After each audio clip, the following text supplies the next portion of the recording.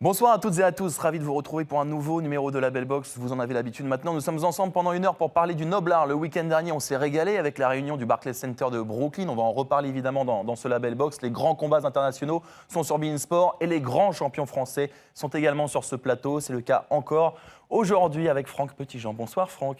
Bonsoir. Challenger européen dans la catégorie des super légers. Soyez le bienvenu. Merci infiniment d'être avec nous. Même si on va en reparler, vous auriez dû disputer ce championnat d'Europe dans 15 jours. Ça ne sera pas le cas. C'est reporté. Bon, on va prendre notre mal en patience. Je l'avais pas vu. J'ai cru vous avoir perdu pour toujours. Soulé is back. Suleiman Mbaye. Ça va mon Soulé? Et comment va Jérôme? Ah bah ça va très bien. Super. On le rappelle, vous nous avez manqué pendant 3 semaines. Ouais, pendant 3 semaines. Ouais. Où étiez-vous? J'étais au Sénégal. Tout simplement. Pour une bonne cause, il faut pour une bonne cause. Pour une bonne cause, ouvrir une académie de boxe. Et c'est vrai que les plateaux m'ont manqué. D'ailleurs, c'est vous qui m'avez manqué. Moi aussi, mon cher Soulé. Mais vous allez le voir. En plus, vous avez manqué une grosse réunion. On va voir les meilleurs moments dans quelques instants. On va s'intéresser à vous, évidemment, avant Franck. On va parler de votre palmarès pro en 2010. Mais avant, au-delà de votre catégorie avec notre champion du monde Soulé, vous avez un autre point commun. Parce qu'avant la boxe anglaise, il y a eu la boxe pied-point. C'est ça. J'ai commencé à 16 ans, la boxe française. Et la petite anecdote, c'est que mon frère faisait de la boxe anglaise. On a mis un peu les gants, on a échangé. Et en boxe française, au début, c'est de la touche. La boxe anglaise, c'est tout de suite du contact. Et il m'a mis un coup au corps, au foie.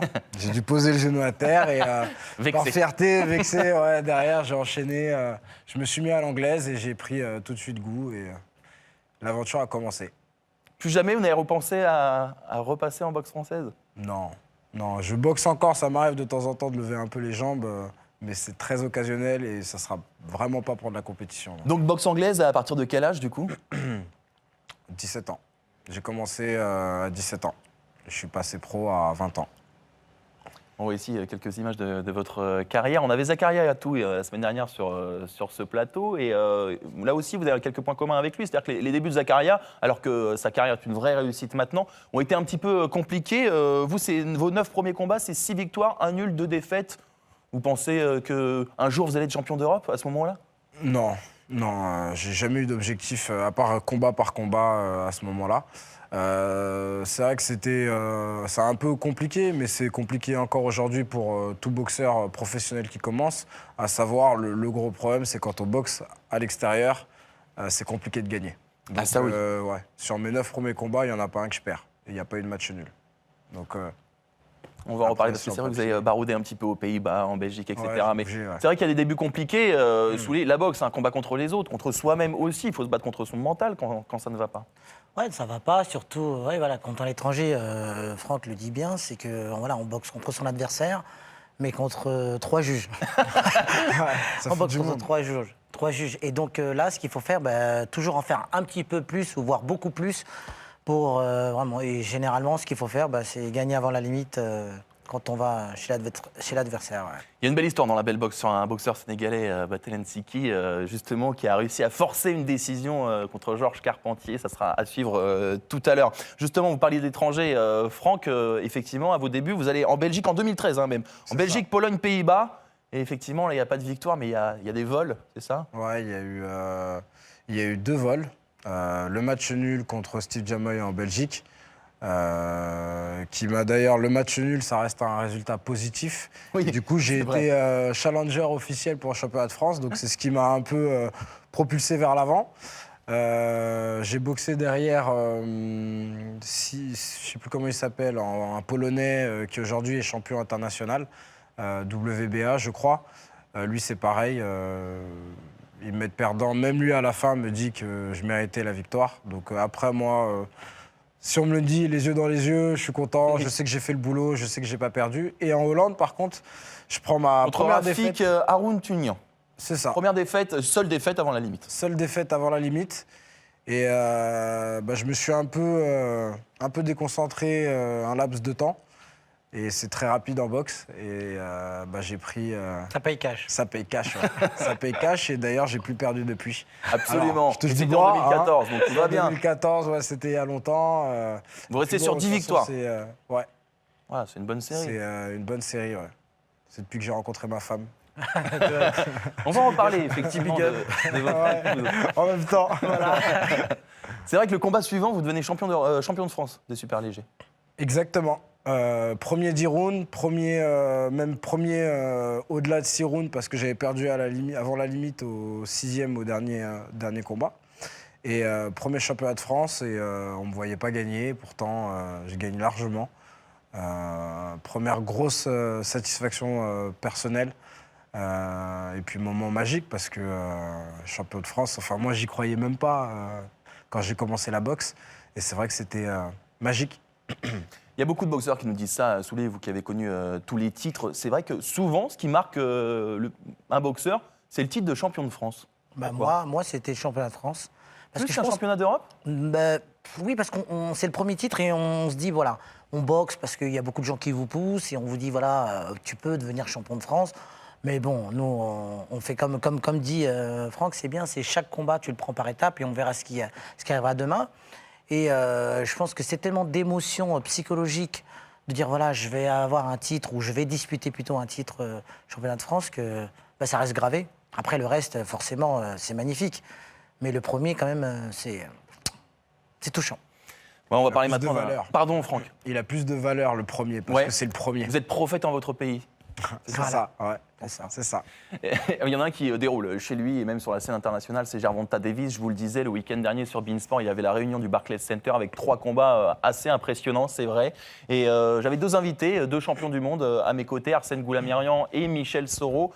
Et on a eu la confirmation qu'un garçon est assez phénoménal. Il s'appelle Gervonta Davis, alias Mini Mac Tyson, alias Le Tank, le petit protégé de Floyd Money Mayweather. Et l'affronter l'Argentin Jesus Cuellar pour le titre WBA des super plumes. Voici les meilleurs moments.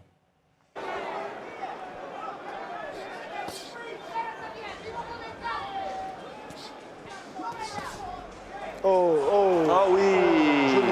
Arme fatale. Arme fatale, magnifique, le coup au corps, splendide de Gervonta Davis. Pire que la mâchoire. Oui, tous les boxeurs me disent ça, Arsène, c'est vrai, c'est une douleur vraiment qui vous crispe. C'est compliqué pour lui, là. Ça coupe. Il s'est relevé assez vite, Jesus Cuellar, mais ça va être compliqué parce qu'il reste 1 minute 30 dans cette reprise. Et il insiste, évidemment qu'il insiste, Gervonta Davis.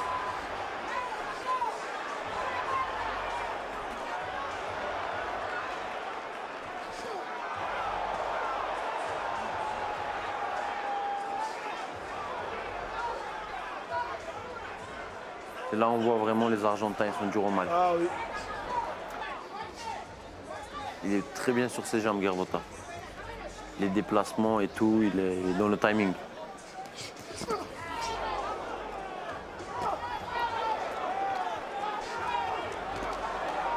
Ouais, il accélère Gervonta Davis. Attention à Cuellar dans le coin. Comptez pour la 2e fois. Là, par contre, je crois que c'est peut-être 6. C'est compliqué. Ouais. Il a piqué au milieu. En tout cas, ouais, c'est dans la. Il sort les vite, c'est dans la même zone, mais. Non, mais là, il aura du mal à la récupérer. Il a été touché là. Il reste 30 secondes. Là, David, il va accélérer là, je pense. C'est Arsène, je crois, qui a pronostiqué avant 4 reprises.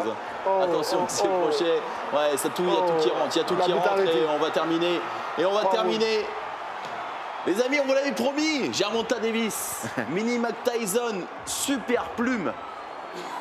20e victoire en 20 combats. 19e succès avant la limite. Il affole les compteurs quand même, ce garçon de Baltimore. Et en plus, techniquement, c'est propre. Mais là, il a fait un combat presque parfait. Il a Parce qu'en face, c'était pas n'importe qui. C'était un bon boxeur, combatif, résistant. Mais en face de lui, il y avait 2 classes d'écart. Il y avait un boxeur vraiment trop fort pour lui, trop puissant. La régalade de Gervonta Davis, premier de ces 3 combats qu'on vous avait diffusés donc dans la nuit de samedi à dimanche. C'est un petit phénomène, lui. Ouais. Pour moi, c'est le très très haut niveau. Ouais, c'est le top en ce moment. Ouais, c'est vrai qu'on vibre souvent sur les poids lourds, etc. Mais non, on peut se régaler dans les catégories de poids inférieures, Souley. Bien sûr. Après, des bons boxeurs, c'est bons boxeurs. Après, c'est vrai que la catégorie poids lourd, c'est la reine, comme on l'appelle. Mais on a eu des grands champions dans les catégories inférieures. Et puis là, il nous montre de la classe, de l'abnégation, de la force, de la précision. Voilà, c'est les combats de boxe qu'on aime bien. Gervonta Davis, ça s'est fait toujours à cette réunion du Barclays Center. Il y avait l'un des deux frangins Charlo, Jermall Charlo, qui lui est passé dans la catégorie des poids moyens. Le titre par intérim WBC était en vue pour Jermall Charlo. Face à lui, Hugo Centeno Jr., qui n'a pas fait long feu. C'est pas un attaquant, c'est pas une boxe plutôt fluide, en déplacement, technique, plutôt qu'un démolisseur. Mais déjà, ce que je remarque, c'est que depuis le premier round, c'est lui qui accroche. C'est pas bon signe, ça, pour lui. Hein. On n'a pas encore vu le brin arrière de Jermall Charlo. Oh, superbe droite. Magnifique. Et ouais, il enchaîne. Olé. Elle est belle cette soirée du Barclays Center de Brooklyn. Oh, allez. Hugo Centeno, comptez. Jusqu'à 10, c'est terminé. Et voilà.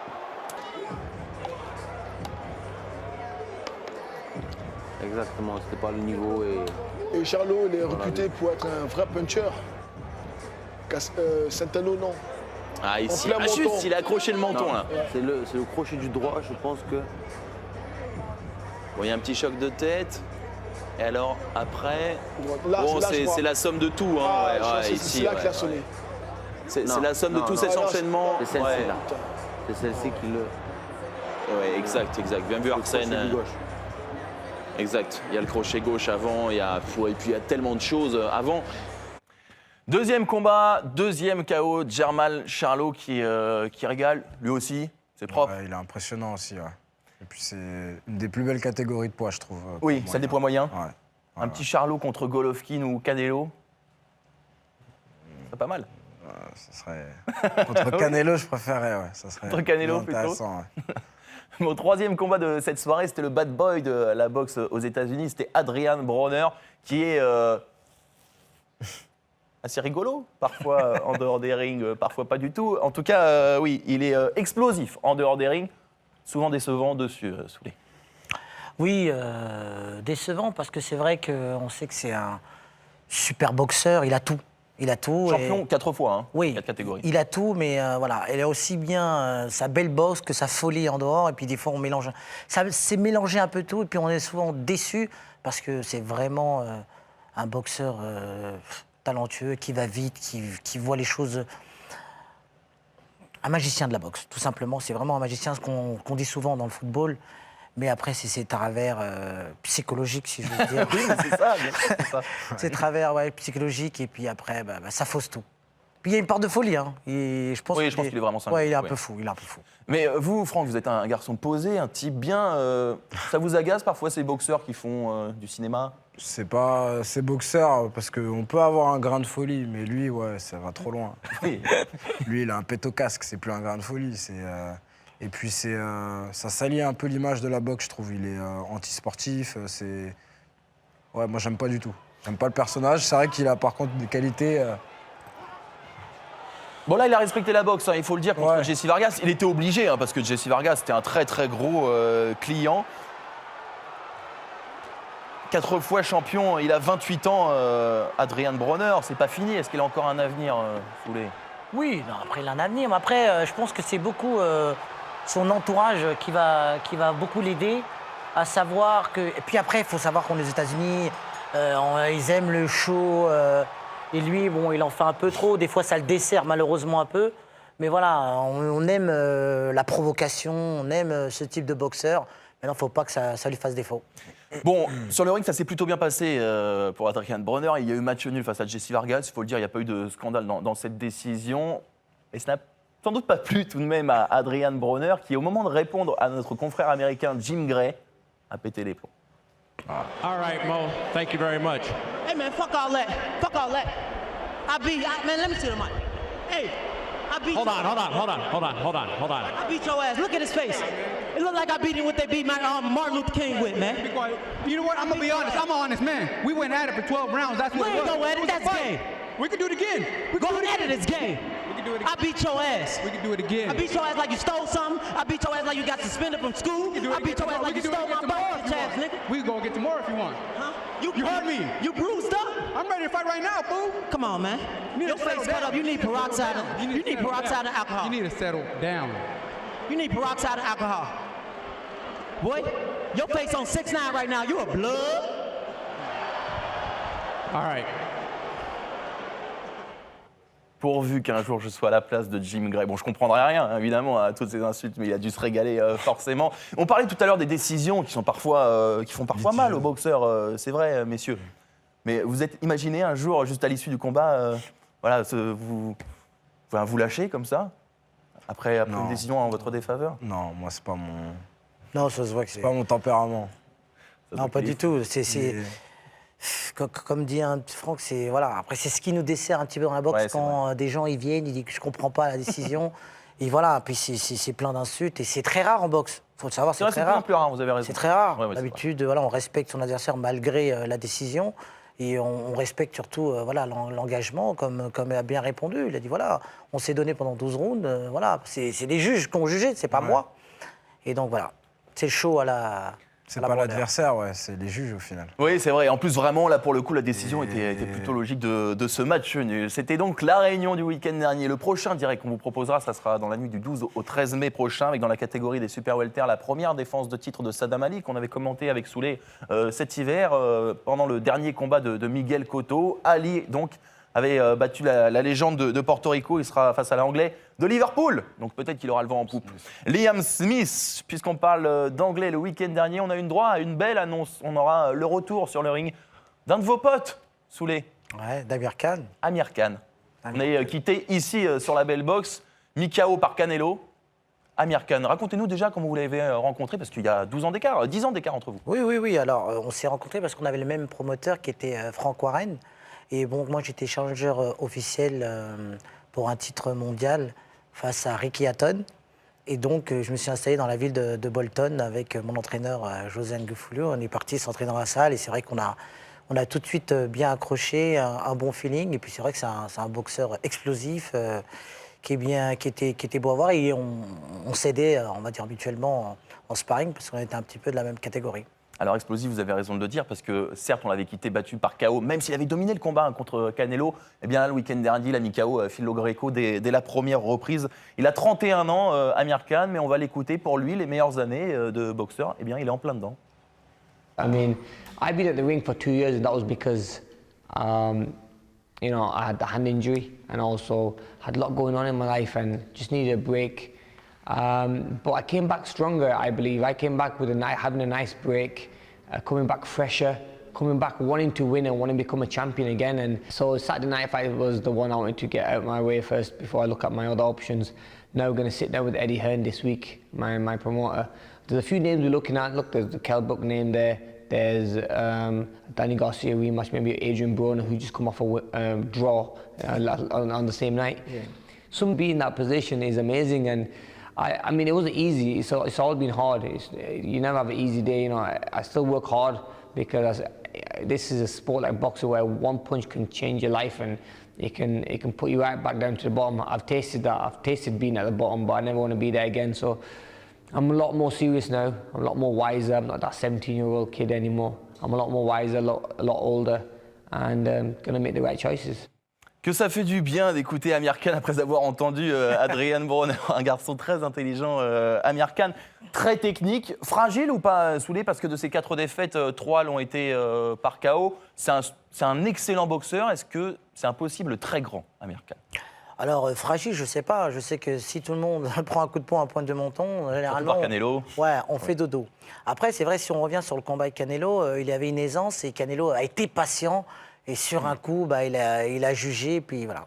Un coup, ça a fait mouche sur un contre. Mais non, je pense que ce qu'il dit, il a raison. Après, il faut faire un recul.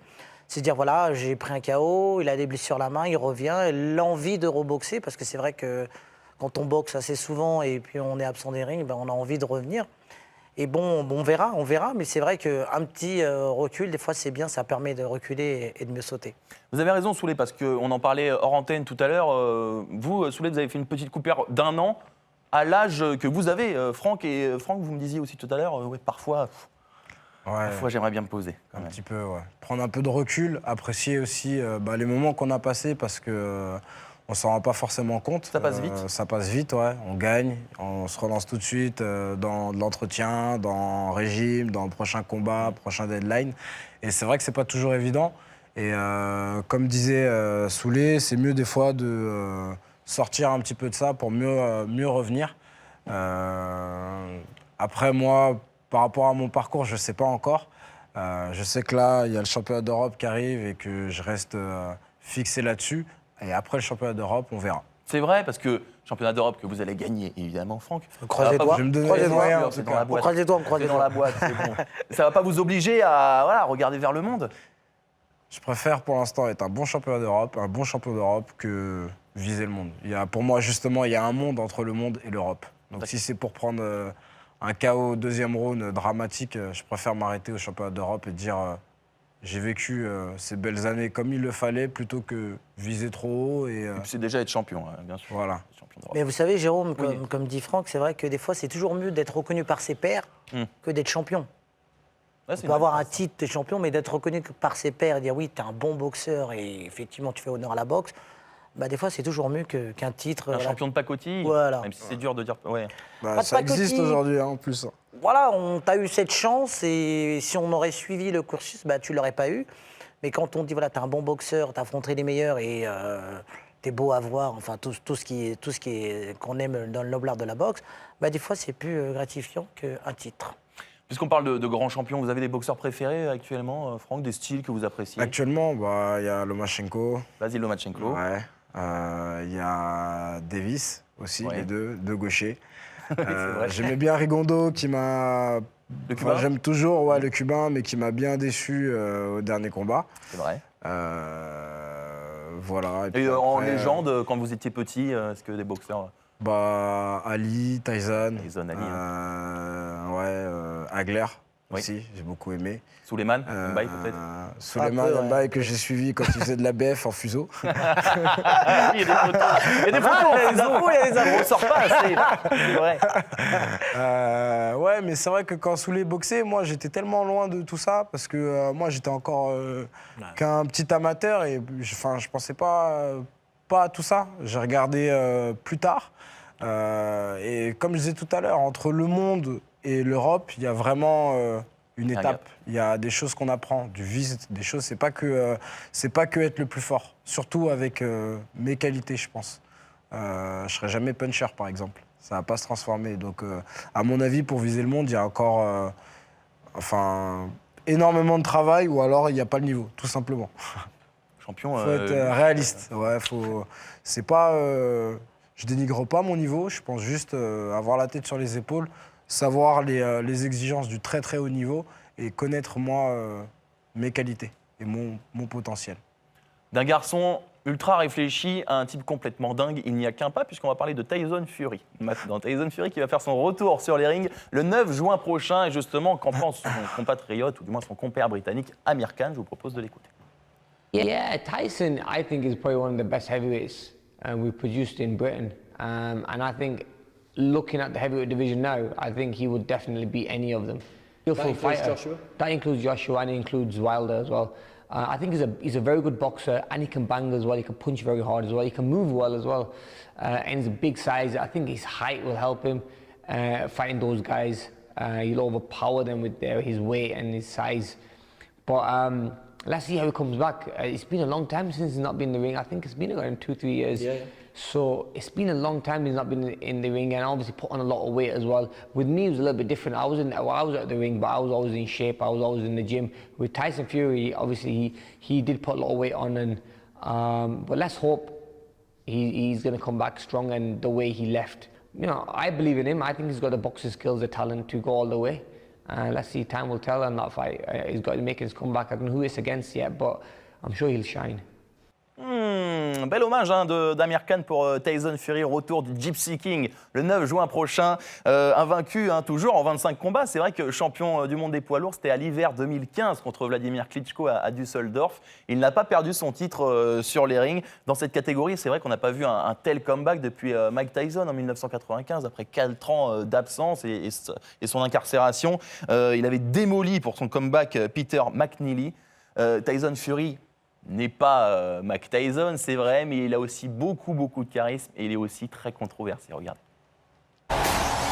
There's not a man out there born from his mother that can beat the Gypsy King. Deontay Wilder. Big Anthony Joshua. I'm coming for you, baby. I promise the fans, the fight fans, the boxing fans, that I will reign supreme once again.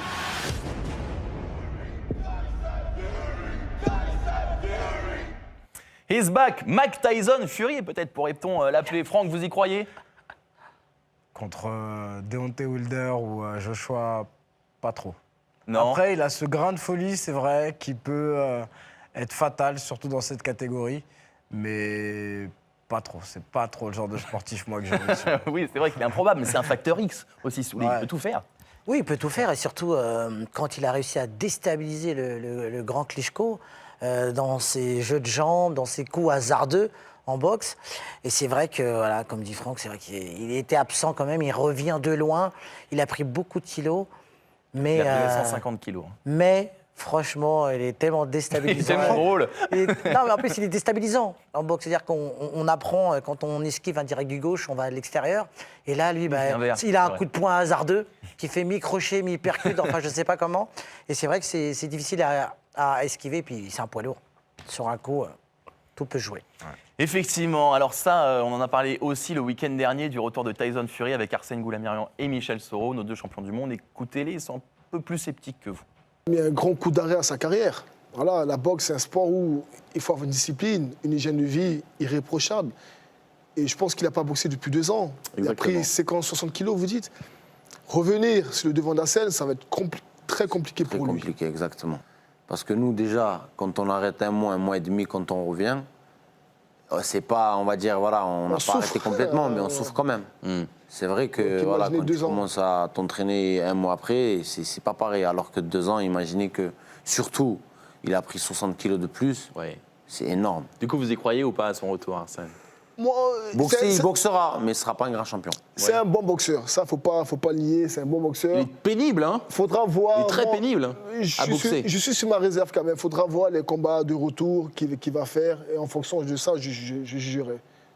Photo exceptionnelle de Tyson Fury. Il a raison, Michel, il faudra attendre le combat de retour le 9 juin prochain de Tyson Fury pour avoir une petite idée. Je vous parlais du retour de Mike Tyson en 95. Il avait fait 2 combats de rentrée avant de redevenir à nouveau champion du monde. Et Mohamed Ali, lui, après ses 3 ans d'absence, il fait 2 combats avant d'affronter Joe Frazier pour son championnat du monde. Un combat qu'avait perdu Mohamed Ali. Souley, c'est compliqué d'organiser son retour. Quel programme il faut faire? C'est compliqué, mais bon, il peut. Il faut savoir aussi que voilà, c'est un combat qu'on attend contre Wilder et contre Joshua. Après tant d'absence, est-ce qu'il ne faut pas reprendre les bases, mais sur quoi on insiste? Sur le physique ou la tactique?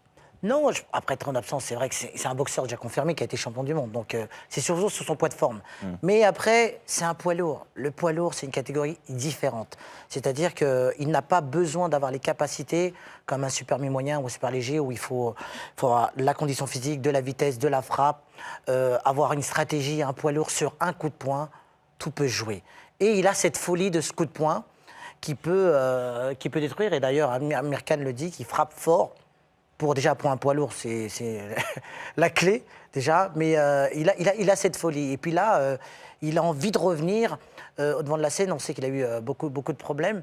Mais là, il a envie de démontrer, surtout au peuple anglais, qu'il est toujours là de retour. Et il faudra s'attendre à un Joshua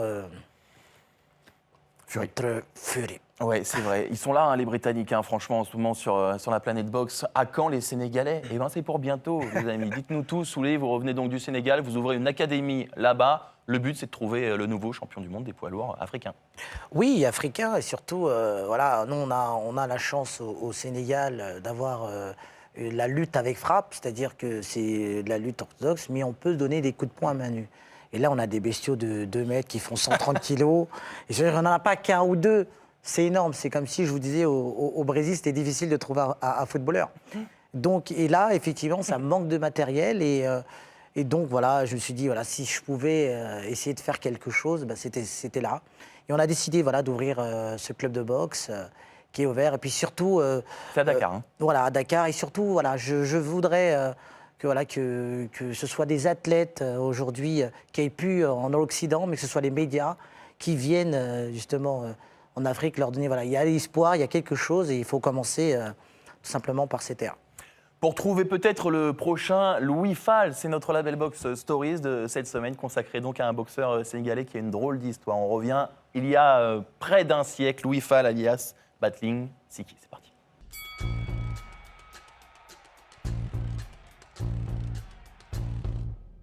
Né à la fin du 19e siècle, Louis Mbarek Fall est remarqué adolescent à Dakar par une artiste néerlandaise qui le ramène en Europe avant de l'abandonner à Marseille. Dès 15 ans, Fall se met à la boxe sous le surnom de Battling Siki. Le début de carrière est difficile, mais une série de victoires lui permet d'affronter le 24 septembre 1922 à Montrouge l'idole Georges Carpentier. En jeu, la ceinture européenne des mi-lourds et des lourds ainsi que la ceinture mondiale des mi-lourds de Carpentier, l'homme à l'orchidée. Hors de forme, Carpentier est mis KO à la 6e reprise, mais l'arbitre disqualifie Fall. Sous la pression de la foule, il revient sur sa décision et Battling Siki est couronné. La légende dit que ce combat était arrangé, Siki avait promis de s'allonger sans le faire, un comportement qui lui vaudra sa perte. Hors des rings, son attitude détonne à cette époque. Son mariage avec une femme blanche et ses frasques font scandale et la fédération française lui retire sa licence. En 1923, Siki défend sa ceinture à Dublin le jour de la Saint-Patrick contre le local Mike McTeague dans une ambiance indescriptible. Le franco-sénégalais s'incline au point en 20 reprises, un verdict controversé. Battling Siki va alors s'exiler en Amérique où sa carrière s'enlise. À 28 ans, le premier champion du monde africain de l'histoire est tué de 2 balles dans le dos dans le quartier de Hell's Kitchen à New York en 1925. Il faudra attendre 1993 pour que sa dépouille soit ramenée à Dakar. L'incroyable histoire donc de Louis Mbarek Fall, quelle trace il a laissé en Afrique, Souley? En Afrique, il a laissé une grande trace importante. C'était le premier à avoir battu un Français, parce qu'à l'époque coloniale, le grand Georges Carpentier. C'est énorme. C'était un peu votre Marcel Cerdan. Exactement. Voilà. Et nous, on va rester, on va marquer une courte pause. On se retrouve dans un instant avec notre Marcel Cerdan, Souleymane, et puis notre champion challenger européen, Franck Petitjean. C'est parti, la pub, et on se retrouve juste après, tout de suite. De retour dans la Belle Box, toujours évidemment en compagnie de mon camarade Souleymane Sensation Mbaye et de notre invité exceptionnel, comme chaque semaine, tous les champions français défilent ici sur ce plateau. Franck Petitjean, challenger européen dans la catégorie des super légers. Alors justement, cette première chance européenne, Franck, on en parlait, ce devait être dans 15 jours, le 12 mai. Ouais, donc c'est reporté, mon promoteur a préféré reporter la date. Il donnera ses raisons au moment voulu. Mais de toute façon, il y avait quand même un doute parce que justement, Anthony Higitz va peut-être être challenger pour un championnat du monde IBF. Et du coup, il allait peut-être nous planter à la dernière minute. D'accord. Il y avait aussi ça. Ce qui est une bonne nouvelle ou pas, Franck, parce que qu'il ne fasse pas championnat d'Europe. On le voit, hein, il est suédois, Anthony Higitz. C'est un gaucher d'ailleurs, comme vous. Il a aucune défaite en 22 combats. Gros morceau ou pas? Ouais, gros morceau. Ouais, gros morceau. Il a eu un gros passé amateur. Il a fait les Jeux Olympiques de Londres. Alors, il n'a pas fait de résultats, mais je sais qu'il a eu une grosse carrière amateur et que surtout derrière, en fait, il a suivi le cursus professionnel, bien encadré, avec une grosse équipe. Et 3-4 fois champion d'Europe, 3 fois, ouais. Ça sera sa 3e défense s'il vous affronte. Ouais. Ok. Donc il est forcément bon. Pas mal. Surtout qu'il a battu des Anglais, 2 Anglais pour un championnat d'Europe en Angleterre. Donc oui, le challenge est de taille, ouais. C'est vrai. C'est un gaucher comme vous, est-ce que ça change quelque chose dans la préparation? Vous affrontez des sparring gauchers? Oui, un petit peu, mais de toute façon, nous on essaie de bien s'adapter, surtout sur les 12 rounds, c'est long, c'est compliqué. Donc en règle générale, ce qu'on fait, c'est qu'il y a plusieurs sparring qui viennent, gaucher, droitier, voilà. Et puis c'est à moi de garder de la fraîcheur, de rester intelligent et de m'adapter au profil. Donc gaucher, droitier, j'ai pas trop de problème avec ça. On va regarder un bon combat d'ailleurs qu'on a commenté avec Souleymane. C'était le week-end dernier, un combat de poids welter. On va filer à Minneapolis, à l'Armory, pour un combat entre Abel Ramos et le local, le régional de l'étape. C'est ce garçon, c'est Jamal James. C'est parti. On se retrouve à l'Armory de Minneapolis pour ce combat de poids welter entre Jamal James sur la gauche de votre écran Il va boxer chez lui, cet Américain, 1m88, une allonge d'1m78. Ça sera bien supérieur à son adversaire. On va en parler dans un instant. 23 combats, 22 victoires, une défaite. Une défaite contre le Cubain Yordenis Ugas. Et face à lui, Abel Ramos qui nous vient de l'Arizona, 1m75. Il est 13 cm plus petit que son adversaire. 22 combats, 18 victoires, 2 défaites et 2 nuls. On voit James qui commence bien avec ce bras avant qui a pris le centre du ring. Il commence même très très bien. C'est vrai, comme vous le disiez, ça va pas être facile pour Ramos. Il va falloir qu'il se rapproche s'il veut inquiéter Jamal James.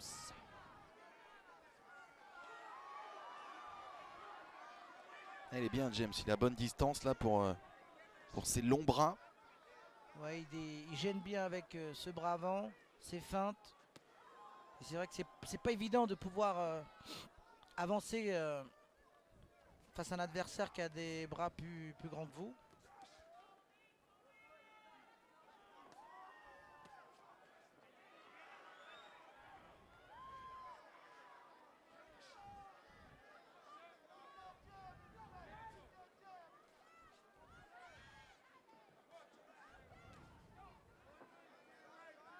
Il a du mal pour l'instant, Abel Ramos, à toucher.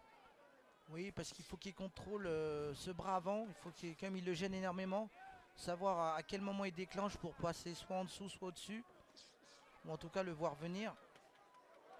Là, il s'est bien fait toucher sur ce direct du gauche.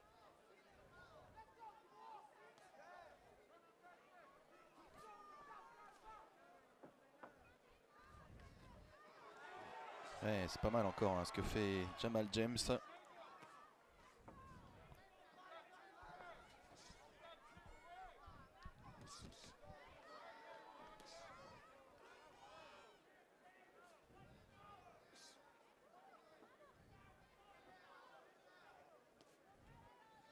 voyez Shango sur le short de Jamal James, c'est une divinité qu'on trouve en Afrique et dans les Caraïbes. Divinité entre autres du tonnerre et de la foudre. Un petit peu de culture, c'est bien. C'est vrai qu'on sent qu'il cogne hein, sur ses 22 victoires, pourtant il a que 10 KO Jamal James.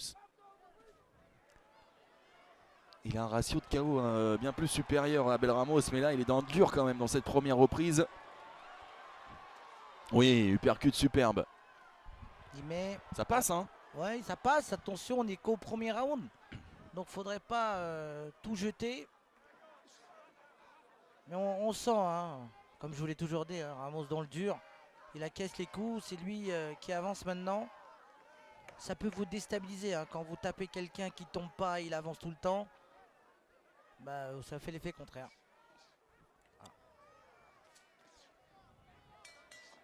Allez, fin du premier round à l'avantage de Jamal James, je vous le disais en introduction, à une seule défaite dans son palmarès contre Yordenis Ugas, le Cubain, médaillé de bronze à Pékin après sa défaite contre Daouda Sow notamment.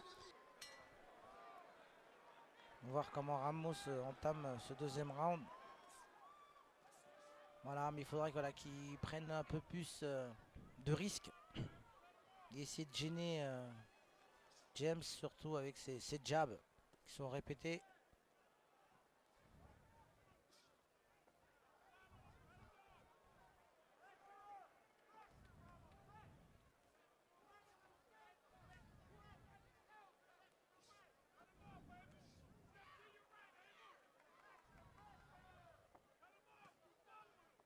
James montre voilà, ce direct du gauche et a montré dans les écoles, hein, même la droite derrière. Elle passe très très souvent à Attention droite. Oh, superbe compte sur le crochet. Attention à ce crochet. Et attention, oui. oui, il a été touché. Hein. Oh non, pas compté. Pourtant c'est la conséquence du crochet il y a 10 secondes. Hein. Bien sûr. Comme je vous disais, attention. Allez, sympa là, l'arbitre franchement avec Jamal James. Il a été surpris, trop de confiance. Voilà, maintenant, c'est Abel Ramos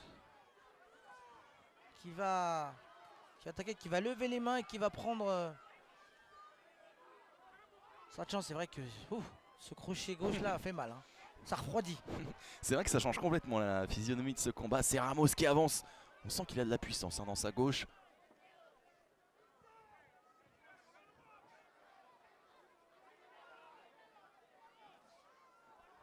C'est fou comme psychologiquement comment ça peut changer quand on a vu James voilà, qui le martelait avec ce direct du bras avant et Ramos qui n'arrivait pas à avancer.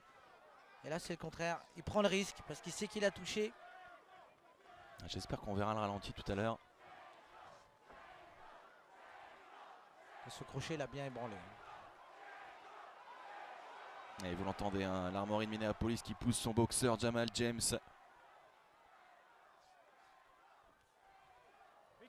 Attention, attention.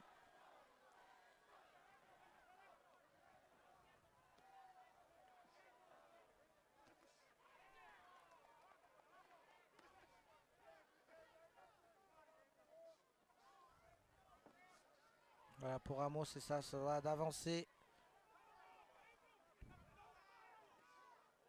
Et de mettre un maximum de pression comme il fait maintenant. Il devrait insister, raccourcir la distance. Ramos était bien.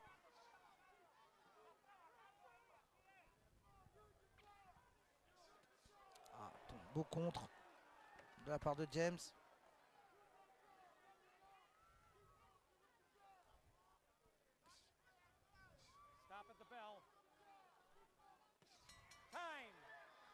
Allez, fin d'une deuxième reprise où j'ai une question Souley, parce que c'est vrai que l'arbitre il a dit que James avait glissé lorsqu'il est allé au tapis, mais on a vu qu'il avait pris un énorme crochet avant, donc les juges l'ont vu aussi. Les juges ne vont vraiment pas prendre en compte le fait qu'il soit allé au tapis. Il n'est pas tombé sur ce crochet, il a fait 2-3 pas en arrière et puis ils ont estimé que, voilà, enfin l'arbitre, qu'il a trébuché. Mais bon, c'est vrai que... Est-ce que le juge au bord du ring ne peut pas se dire, ah oui mais moi quand même je le compte?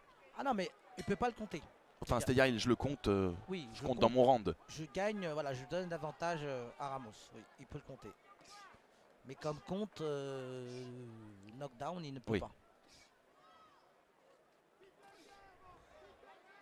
En tout cas, on voit voilà, Ramos qui prend toutes ses chances, qui se rapproche de plus en plus.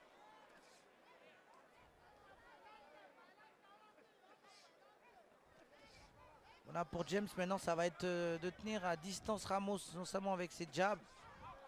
On est au 5e round hein, de ce combat.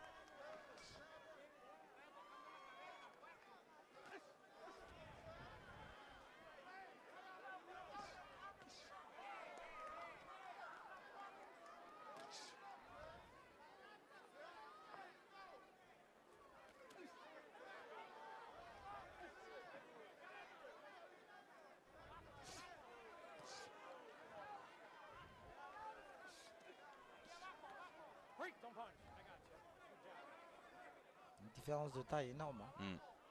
Ouais, 13 cm, c'est quand même assez monstrueux.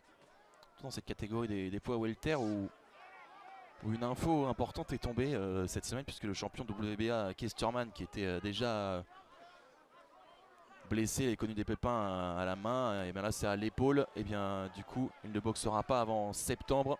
Ouais, c'est l'inverse, c'était l'épaule et puis la main, mais il ne boxera pas avant septembre. Et du coup il va perdre sa ceinture. Lui qui avait battu Danny Garcia, mais c'était le 4 mars 2017, donc ça va faire 1 an et demi sans boxer pour Keith Thurman. Mal parti ça, Souley. Ça sent pas bon, ça sent pas bon. Sachant qu'il était dans un bon élan, mais là, on voit James là, qui accepte le combat de Ramos. Oui, comme je vous le disais, ça sent pas bon. Ce qui Thurman était bien parti. Et là, c'est vrai que les blessures qui s'enchaînent, ça aide pas à la carrière.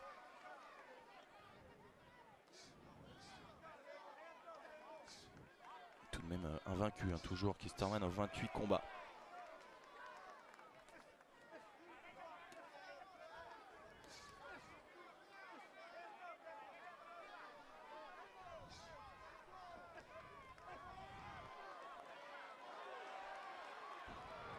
Il a ce côté gauche là du visage, Ramos bien enflé.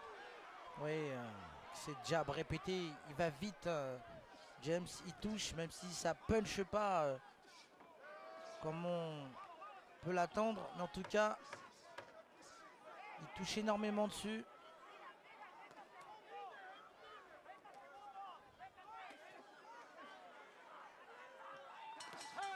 Oh, attention.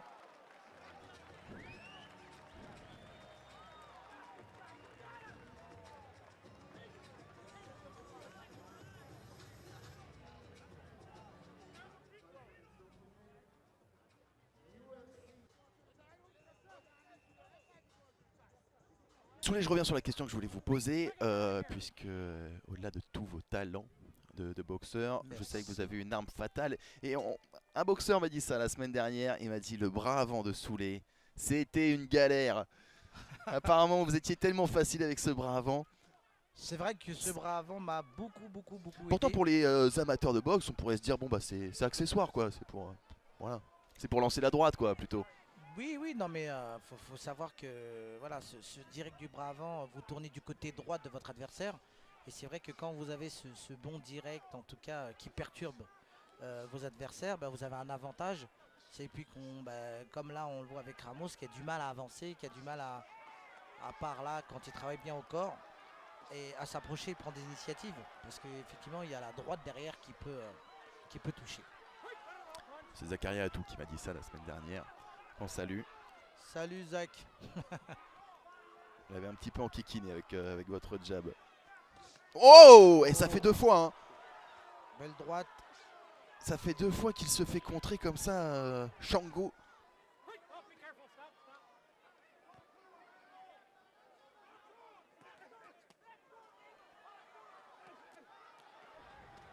Mais il touche plus quand même.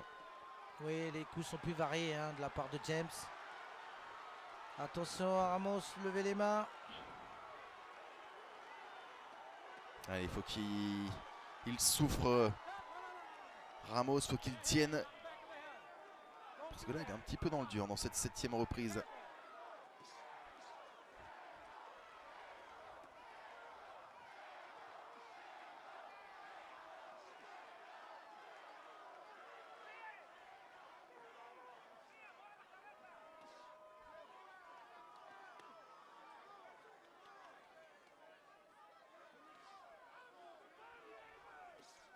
James le travaille plutôt bien encore pour quelqu'un qui est grand comme ça. Voilà. Il varie bien voilà, sur corps face comme il vient de faire.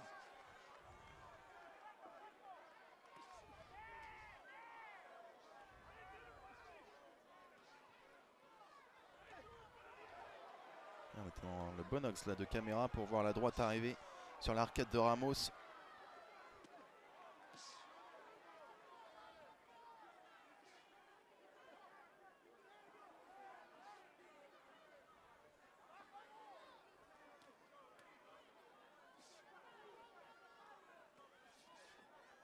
Un peu de fatigue.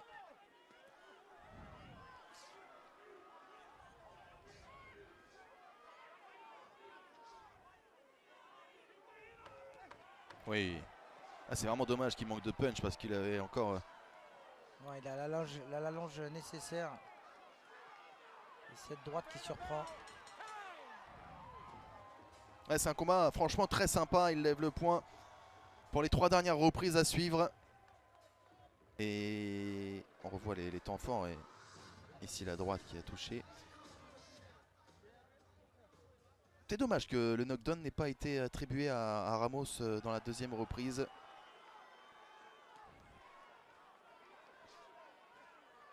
Et voici justement ce dernier round de ce combat de poids welter entre le boxeur Jamal James chez lui et Abel Ramos, numéro 14 mondial Ramos. Il donne pas assez de coups. Là, à part maintenant, mais il faut qu'il donne plusieurs séries. Il faut qu'il déstabilise. James, il veut gagner ce combat par KO, comme vous l'avez dit.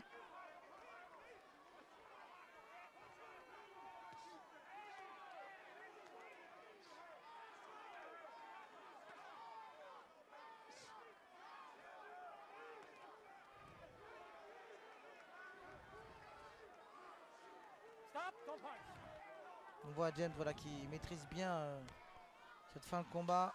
C'est James hein, pardon, qui est numéro 14 mondial. Il est 65e Ramos. On avait bien compris. Oui. Cher Jérôme. Désolé. Et il le mérite hein, le top 20 Jamal James hein, Soulé. Ah oui, il le mérite largement. Même si là, il acquiesce un peu, c'est normal. On est au 10e round, il y a un peu de fatigue, mais là, très courageux. Il a la longe le bras, la technique qui va, il peut déranger beaucoup de boxeurs.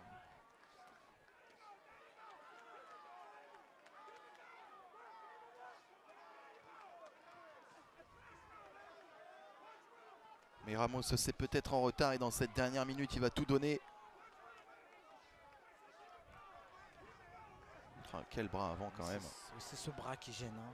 Et on voit, au 10e round, il part aussi vite et il touche.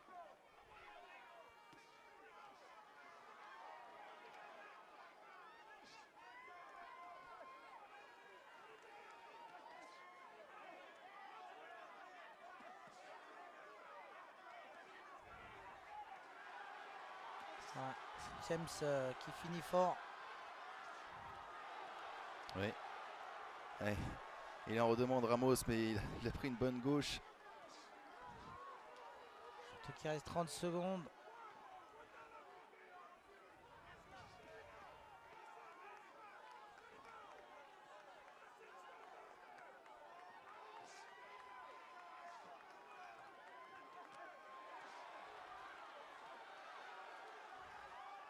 À 10 secondes.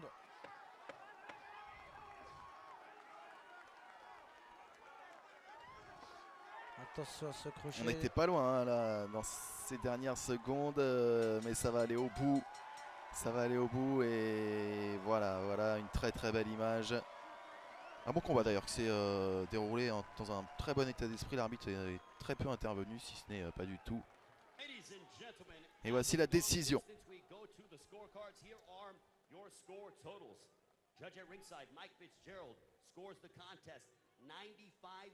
Oh, 95-95, hein. C'est pour ça que le knockdown du deuxième round pas compté, il aurait pu être très très important. Et les deux autres juges ont le même score. 96-94. Victoire à la majorité des juges. Ouais, c'est Jamal James, c'est logique, mais s'il avait eu son knockdown, il y aurait eu match nul, Soulé. Oui, je pense qu'il y aurait eu match nul. Victoire de Jamal James. La victoire, mais sur le fil du géant Jamal James, la belle boxe touche à sa fin. Franck, bientôt, on vous le souhaite, champion d'Europe. Mais il y a des choses plus importantes dans la vie, c'est vrai. Et mine de rien, c'est pas plus mal que ce combat n'arrive pas dans 15 jours, parce que vous êtes un jeune papa. Exactement, ouais, depuis le 12 avril. Et vous me disiez que ça vous trottait dans la tête quand même de combattre en même temps que ouais, c'est quelque chose que je connaissais pas. Et à l'avenue de mon fils m'a dit, il y a comme une angoisse qui se crée où on n'a plus envie de... Enfin, on a un peu peur. Parce que maintenant, on a des vraies responsabilités. Et puis avant, c'était un combat de boxe et c'est comme du vélo pour nous. On a l'habitude presque. Et ben, on voit les choses un petit peu différemment. Donc, c'est pas plus mal. Je me dis que de toute façon, si ça devait être annulé, ça devait être comme ça, c'est tout. Et puis, on repartira l'année prochaine avec moins d'angoisse, j'espère. Vis-à-vis de ça, en tout cas. C'est tout le mal qu'on vous souhaite, Franck. Merci infiniment d'avoir été avec nous. On a passé un super moment avec vous. Émission dédiée à Madi. Voilà, c'est cadeau. Voilà, merci beaucoup. Cadeau, merci. cool. Vous revenez quand vous voulez. Soulé, rendez-vous la semaine prochaine. La semaine prochaine. Je vous lâche plus maintenant. Fini, voilà. C'est fini. Merci beaucoup. Merci, comme d'habitude, à Olivier Cocatrix, à l'édition, à John Padra, au montage et aux équipes techniques. Aujourd'hui, au tour de Dominique Fage. Je vous souhaite un très bon week-end et à la semaine prochaine pour de la belle boxe. Ciao.